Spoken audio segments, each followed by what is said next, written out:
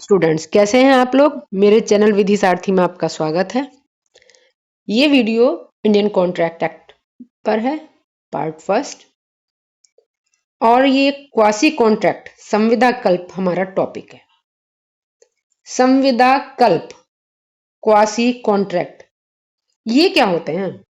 संविदा कल्प जो होता है उसका मतलब है संविदा जैसा, means it is not originally contract. ये ओरिजिनली कॉन्ट्रैक्ट नहीं है, नॉट क्रिएटेड बाय पार्टीज ने इसको नहीं बनाया।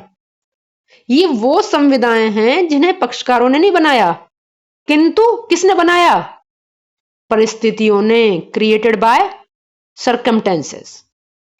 ये वो संविदाएं हैं, वो कॉन्ट्रैक्ट हैं जिन्हें पार्टीज ने नहीं बनाया, ये सर्कमटेंसेस के थ्रू बने हैं, इसलिए इन्हें कॉन्ट्रैक्ट नहीं कहा गया, क्योंकि कॉन्ट्रैक्ट में तो पार्टीज होती हैं। तो इन्हें एक अलग चैप्टर लिया और उसे कहा गया संविदा कल्प। संविदाओं जैसा अधिकार भी होगा, दायित्व भी होगा। और इससे रिलेटेड जो प्रोविजन है वो हमारे हैं 68 से लेकर 72। तो इसके आवश्यक तत्व देख लेते हैं। इसके आवश्यक तत्व यही है, एसेंशियल्स क्या क्या है इसके, कि ये कॉन्ट्रैक्ट के थ्रू ना होकर ये लॉ के अंतर्गत आता है। इसका जो बेस है वो कॉन्ट्रैक्ट नहीं है, करार नहीं है, संविदा नहीं है, इसका बेस है क्या? विधि। विधि कहती है यदि आपने किसी से कोई फायदा लिया है तो आपको उसके लिए प्रतिफल देना होगा। यही संविदा कल्प है।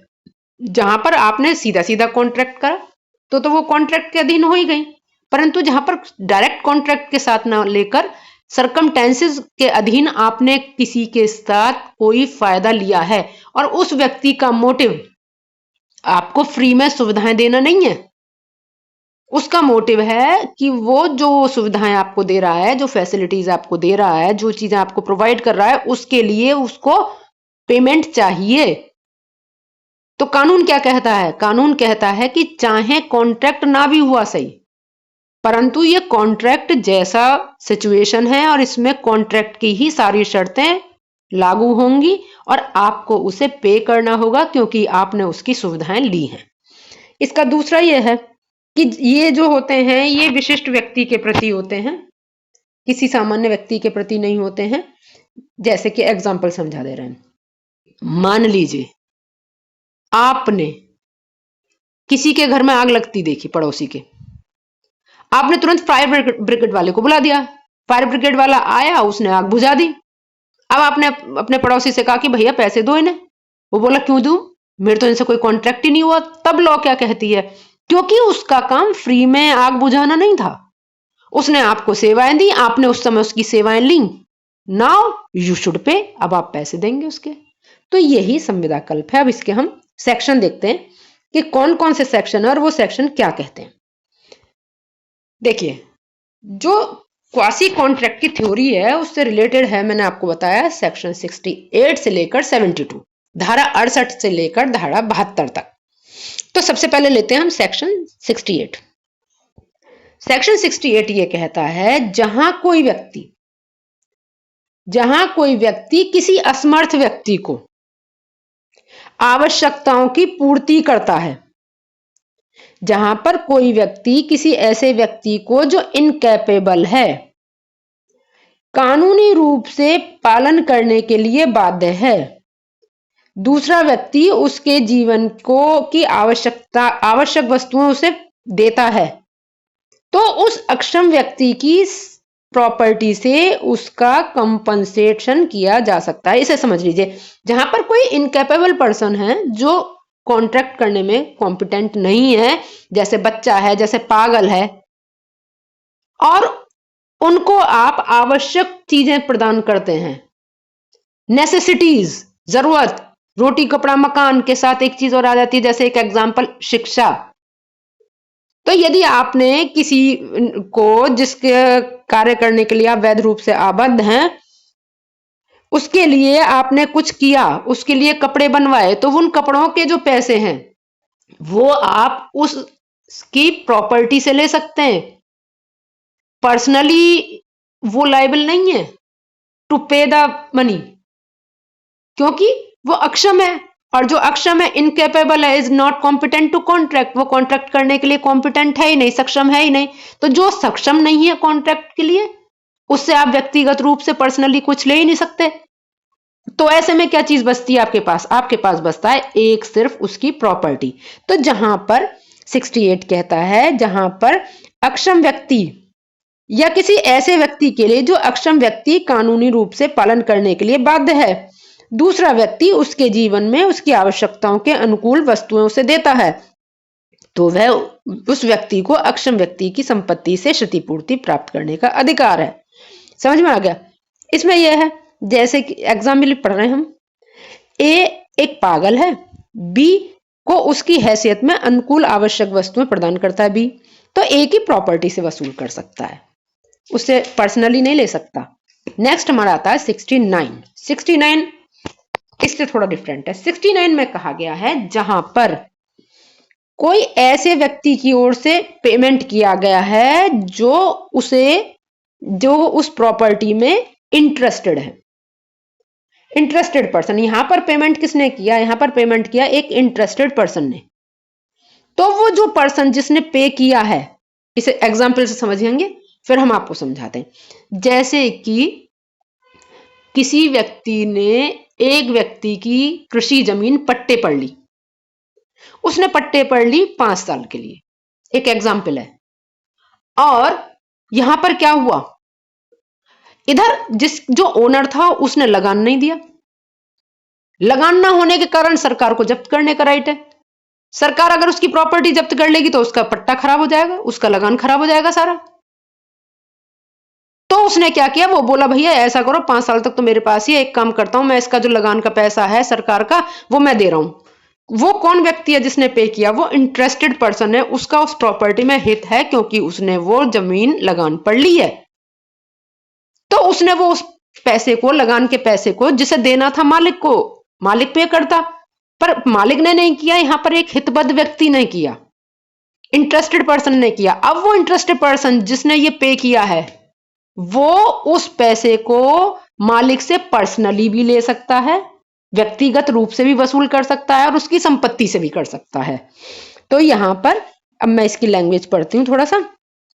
इसके अनुसार उस धन के भुगतान में हितबद्ध जिसके द्वारा वह अदा किया है, दूसरा व्यक्ति कानूनी रूप से बाध्य है और वह उसका भुगतान करता है, तो वह उसकी क्षतिपूर्ति प्राप्त करने का अधिकारी है, यानी उसका कंपनसेशन प्राप्त करने का अधिकारी है। किस तरीके से? दोनों तरीके से, पर्सनली भी और उसकी प्रॉपर्टी से भी। इसे एक तरीके से और समझ सकते हैं, आप किसी के घर में किराएदार हैं, मकान आप किराएदार हैं, आप उसमें रह रहे हैं मकान में, और आपने उसे एडवांस किराया 6 महीने का दे रखा है। अब 6 महीने के लिए तो आपका इंटरेस्ट है ना वहां। मकान मालिक ने पिछले 1.5 साल से बिजली का बिल नहीं भरा, बिजली वाले आए, लाइट काट के तेज गए। भाई मकान मालिक तुम्हारा रहता नहीं था। अब लाइट कटने से अंधेरा किसको लगा? आपको। आपने क्या करा? आपने कहा भैया सुनो, बिजली की लाइट वाइट तो काटो वाटो मत, लो पेमेंट हम कर दे रहे हैं। तो यहां पर पेमेंट किसने किया? यहां पर पेमेंट किया हितबद्ध व्यक्ति ने, जो उसमें इंटरेस्टेड पर्सन था। अब इस बिल के पैसे को आप मकान मालिक से पर्सनली भी ले सकते हैं, व्यक्तिगत रूप से भी ले सकते हैं, और उसकी संपत्ति से वसूल कर सकते हैं। ये सेक्शन 69 है। अब सेक्शन 70 पर आते हैं। सेक्शन 70 कहता है जहां पर कि किसी व्यक्ति ने परोपकार की भावना के बिना कोई क्या किया, लाभ पहुंचाया हो, नॉन ग्रेशियस एक्ट है ये। एक होता है परोपकार की भावना से कि भाई फ्री में चल रही है ये, जैसे फ्री बहुत सारे परोपकार के काम होते हैं, समाज सेवा के काम होते हैं, अगर आप वो सेवा ले रहे हो तो कुछ नहीं देना। परंतु जहां पर नॉन ग्रेशियस एक्ट है, फ्री में करना नहीं है, वो प्रोफेशन है उनका, वो कर रहे हैं। वही जैसे भी मैंने एक एग्जाम्पल दिया था आपको फायर ब्रिगेड का। अगर मान लीजिए ये चैरिटी वाली होती, किसी के घर में आग लगी, आपने तुरंत फोन किया, अगर वो चैरिटी वाली है फायर ब्रिगेड, तो भैया कोई बात ही नहीं होती, फिर तो वो पैसे नहीं लेती। परंतु यहां पर उनका काम है और वो पैसे लेते हैं, ये नॉन ग्रेशियस एक्ट कहलाता है। ग्रेशियस माने जो हम फ्री में कर रहे हैं, नॉन ग्रेशियस जिसके बारे में हम पेमेंट चाह रहे हैं। तो उसने कहा कि पेमेंट करिए आप, तो जिसके घर में आग लगी थी वो बोला मैं काय को पेमेंट करूं, मैंने थोड़ी बुलाया इसको। तो यहां पर लॉ कहता है ये कॉन्ट्रैक्ट नहीं है माना, बट ये क्वासी कॉन्ट्रैक्ट है, it is created by circumstances, ये परिस्थितियों ने पैदा कर दिया। और ना यहां पर यू शुड बाउंड टू पे, यहां पर आपको उसका पैसा देना ही होगा, यही सेक्शन 71 कहता है, 70 कहता है, सॉरी। अब हम नेक्स्ट पर आते हैं, 71 जो है वो कहता है कि जहां पर किसी व्यक्ति को किसी अन्य व्यक्ति की संपत्ति पड़ी हुई मिल गई, यहां पर आप फाउंडर ऑफ गुड्स हैं, आपको कोई पड़ी हुई चीज मिली, आपने उसके मालिक को देखने के लिए कि ढूंढेंगे, उसके लिए उस चीज की अगर मेंटेनेंस करी, उसमें कुछ पैसा लगा, ढूंढने में पैसा लगा, मालिक को खोजने में पैसा लगा, तो उस पैसे को उस मालिक को देना ही होगा आपको। यहां पर कानून कहता है कि आपकी चीज खोई थी, किसी ने उठाकर रख ली, संभाल कर रख ली, उसका मेंटेनेंस किया, आपको ढूंढने में पैसा लगाया, आपकी चीज आपको वापस कर दी, तो यहां पर आपको उसका पैसा देना ही होगा, यही कहता है 71। अब हम आते हैं 72 पर, लास्ट सेक्शन, जहां पर किसी व्यक्ति ने भूल या प्रपीड़न द्वारा, बाय मिस्टेक और कॉर्शन के द्वारा किसी व्यक्ति से धन या वस्तु ले ली है, तो उसको उसे वापस करनी ही होगी। इसे समझ लीजिए, जैसे दो फ्रेंड किराए पर रहते हैं किसी के यहां। अब क्या हुआ, सपोज एक एग्जांपल, आप और आपका फ्रेंड किसी के घर किराए पर रहते हैं। अब किराया था 500 रुपए, कभी आप दे देते थे, कभी आपका फ्रेंड दे देता था।